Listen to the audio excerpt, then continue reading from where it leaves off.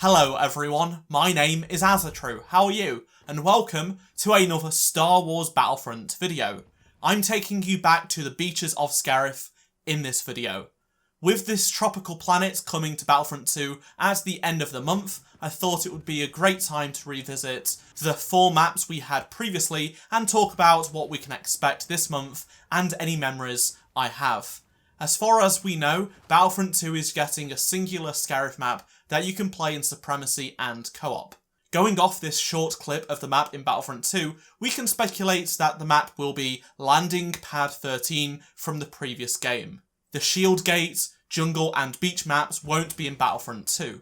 Until DICE reveal more details, we don't know how much difference the new map will have compared to the 2016 version. Given that the games play differently and it has been ported with Supremacy in mind, I expect some subtle changes at least. The Supremacy maps, particularly the Clone Wars ones, have more destruction showing the age of the battle compared to the Galactic Assault maps. I'd bet on seeing something similar from those maps and some props moved around here and there. I could be wrong, and it could be a direct port with no changes other than lighting like Administrator's Palace and the Jabba's Palace maps, but this is just speculation. The one thing that makes Landing Pad 13 stand out is the sunset skybox. Personally, I love the colours it gives off, but we don't see it in the movie, and I know people prefer the midday sun sky in the other 2 maps.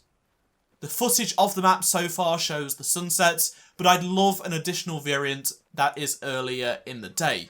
Both times of day really give a different feel to their maps. We still don't know if Shore Trooper armour is going to release in multiplayer with this update, but I cannot see why DICE would not give us them.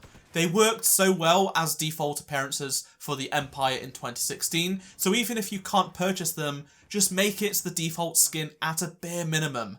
Without going off on track, so many Empire skins should be added in the next update too.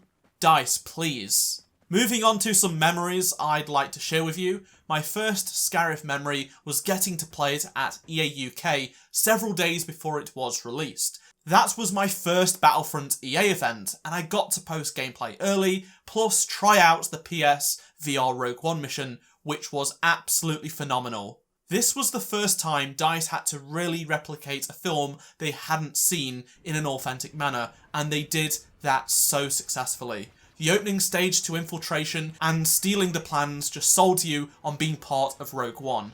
Personally, I don't love the maps as much as other people do looking back on them. The game mode, which the maps were designed for, was one of the best Battlefront experiences in that game. But the other modes on Scarif just wasn't as good in my opinion. I love the narrative the mode had to offer, and the map colour palettes and props were also the highlights. The main issue I had with the maps were the bushes and their awful collision. This is something Battlefront 2 doesn't really have an issue with, so hopefully DICE have eliminated that problem from the first game in the new map. The pickups and heroes weren't perfect, but they did offer something different and fresh to an extent. The blasters were probably the most unique in the game, as the A180 replaced 3 star cards with 3 different firing modes, and the DT-29 was a revolver with mandatory reload. These 2 weapons were standouts from the game's lifecycle. Despite the lack of material, DICE pulled off a Star Wars fantasy excellently with the Rogue One Scarif expansion. This is not a planet I requested, but seeing so many people get their request answered made me very happy. The announcement of Scarif's return truly caught me off guard.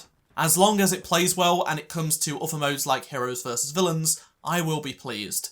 I'd love to hear your memories of Scarif and what you think about it coming to Battlefront 2 down in the comment section below. Thank you very much for watching this video, and if you did enjoy it, please do drop a like, subscribe if you aren't around here for more Star Wars Battlefront 2 videos from me, and check out any of the 2 previous videos on screen if you did miss them, and I shall see you in my next Star Wars Battlefront 2 video. Goodbye.